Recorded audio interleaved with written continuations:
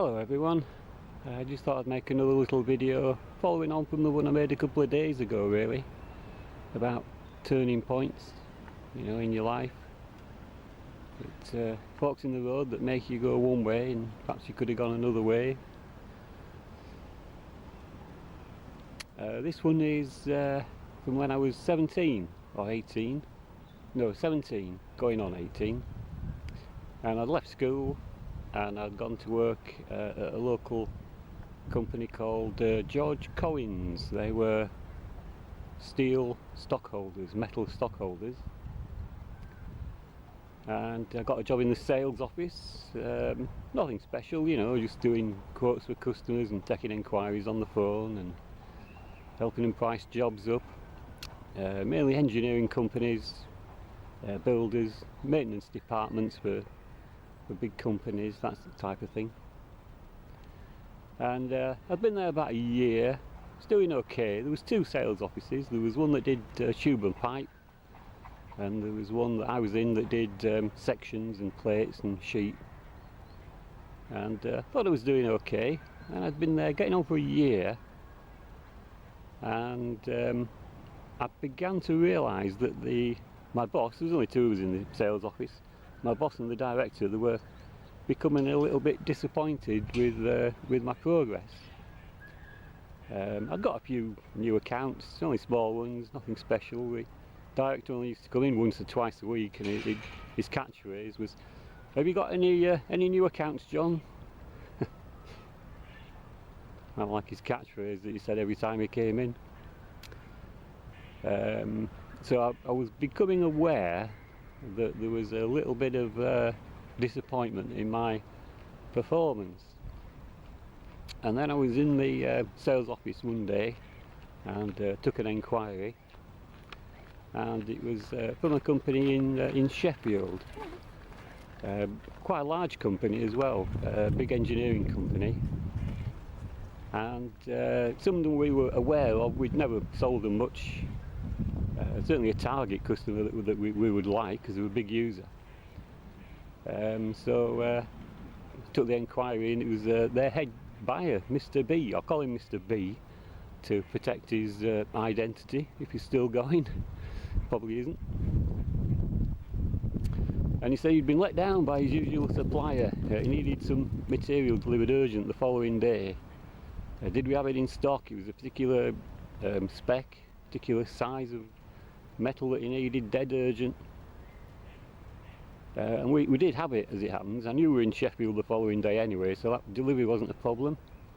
And priced it up, and so while we were working out the costings, I said to him something like, what is your usual supplier, the people you're getting it from, what sort of price were they charging you, and I'll get as near as I can. And he told me it was about £800, I can't remember, it was quite a bit, about 800 quid. And I worked out my costings, and I said, well, the best I can do for you on that is going to be 850, which, was a fair price. I wasn't trying to make any money on it really, not much, just standard markup. And he said, we do realise you could have charged me double that, and I'd have had to pay it because I've got to have this material tomorrow. And I said, well, yeah, I'm aware of that, but we don't take advantage of people at this company. We play fair, and all I would ask in return is that you give us a chance to quote on your next couple of jobs.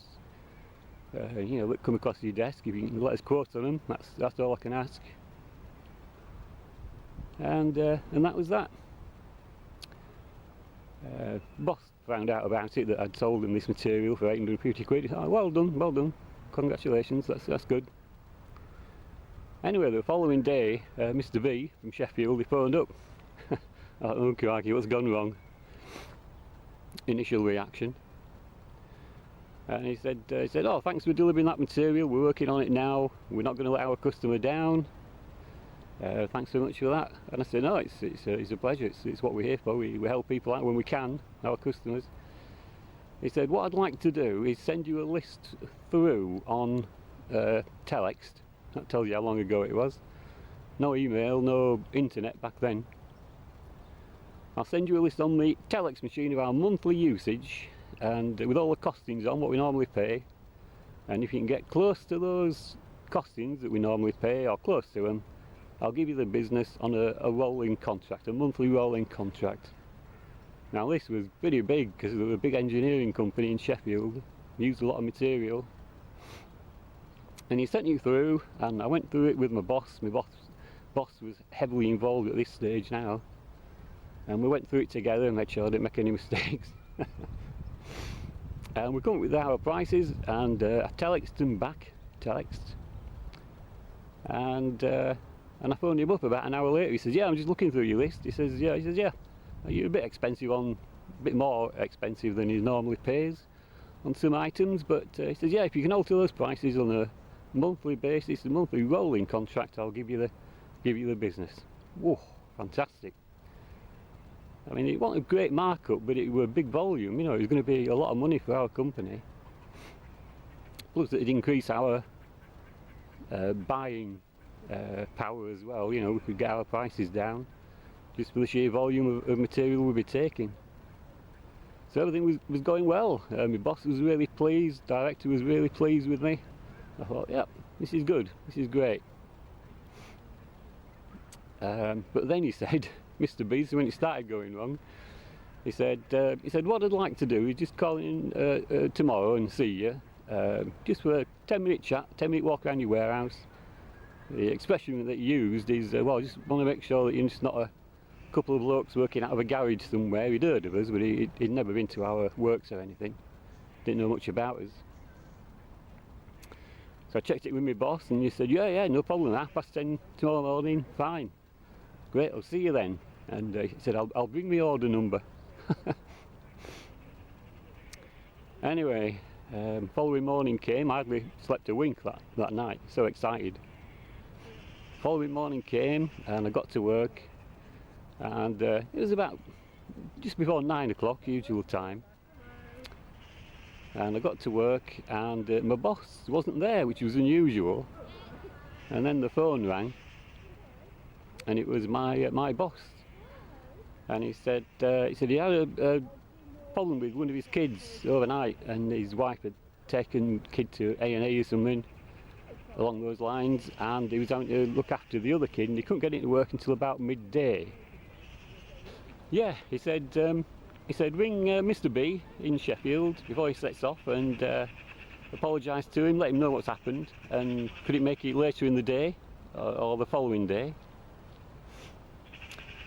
So I phoned him up, and I caught him before he'd set off. Mr. B, you know, explained to him the situation, and he said, "Oh no, it's okay." He says, "You're the one I'm dealing with. You're the one I want to see, really. And just 10 minutes, just 10-minute walk around your warehouse, around your works. Make sure you're a decent-sized company. You know, I'm giving you a lot of business here. I just want to come and you know, shake hands on it, really, complete the deal." And so I said, "I don't know, what could I say?" I said, "Yeah, fine, okay, we'll see you 10:30. And I told my boss, phoned him back, told him. He said, "Yeah, okay, just do your best. That's fine." So I spent the next hour going around the warehouse, finding all the material that he might ask me questions about with a piece of chalk, and writing all the stanchions, anything that he might ask me about spec or price or weight or anything. Spent about an hour doing that. Got back to the office, backlog of sales inquiries to get through that built up while I'd been out, because there was nobody else in the sales office, just me and my boss, who weren't there, of course. And anyway, got to 10:30, internal phone rang. There's a Mr. B in reception for you. I thought, whoa, this is it, big moment. So I put me suit jacket on, straightened my tie, combed my hair, went up to reception. Reception was on the first floor for some reason. So I had to go up some stairs and into reception.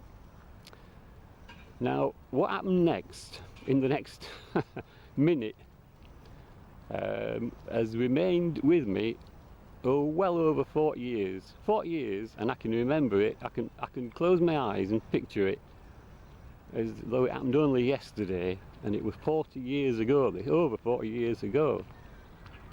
Yeah, so I walked through into reception, and Mr. B was stood with his back to me. He was stood looking out the window down at the car park below, and he turned around. No, I walked in and said something along the lines of, "Hello, Mr. B. My name's John Stevenson. Really pleased to meet you." Something like that. And he turned around. Now this guy, he could have been the next James Bond. He had an expensive suit, silk tie, about mid-40s, immaculately groomed hair, just going a bit grey, twinkling green eyes, smiling green eyes, lots of character, lots of charisma, you know, very charismatic appearance. And he saw me, and his face just sort of melted within a few seconds. Those twinkling, friendly, welcoming green eyes were suddenly full of disappointment, bit condescending, what's the word I'm looking for? Contempt, I suppose. Just disappointed, contempt for what he was seeing. And I realised what wasn't going well. So I sort of carried on. I walked up towards him, put my hand out to shake hands. I said something like, thought we might take a walk around the warehouses first, and then we'll come back and have a chat. And he didn't say anything. He was just looking at me with contempt and disappointment. And then he looked down at his watch, checked his watch, his expensive Cartier, whatever it was, watch. And without looking back at me, without looking up, he said, "Oh no, I'll leave it for now. I've got to be somewhere else anyway." And with that, he walked straight past me. I'm still stood there with my hand out, ready to shake hands. And he just walked straight past me, straight out of reception. And I'm just stood there with my hand still out, ready to shake hands. And he's gone. And I stood at the window, and I looked down at him, looked down at the car park as he came out the entrance, walked across the car park into his car, expensive motor, and drove off. And that had all happened in about 1 minute. 1 minute I'd gone from great, this is fantastic, this is what being an adult in the adult world is, you know, I'm going to make a big deal here, the first big deal, start of things to come, it's going to be great. And a minute later, I just wanted the ground to open up and swallow me, really. Felt terrible. Felt awful. So demoralised, dispirited. Everything had been going great until he actually met me. And I didn't know why. So I just stood there for 5 minutes, not knowing what to do. I just wanted to go home, really. Went down to the office and sat there for 20 minutes wondering what to do. Started getting on with some jobs, dreading my boss and my director asking me how it had gone, because they were bound to do, obviously. And my boss got in about 12:30. So I made up some nonsense. I said something like, "Oh yeah, he came in and we had a brief chat." A brief chat, and he said he had to be somewhere else, but you know, he'd seen we're a big company. "Did you get the order number?" Did I get the order number? I said no, he didn't have it with him. Well, I don't think he had it with him. He said, "Well, make sure you ring him up this afternoon." So I phoned in the afternoon, and I couldn't get put through. He was busy, too busy to take the call. Mr. B, too busy. So I phoned him again following morning, a couple of times, couldn't get through, too busy to take the call. I finally got through the following day in the afternoon, and he said, "Oh no," he says, "I've decided to stay with my present supplier," and put the phone down on me. Great. So what do you tell your bosses now? The director was asking. All I could say was, I just decided to stay with his usual supplier. Anyway, thought I'd share that with you. A moment in time that changed my life forever. Anyway, thanks for watching. Bye for now.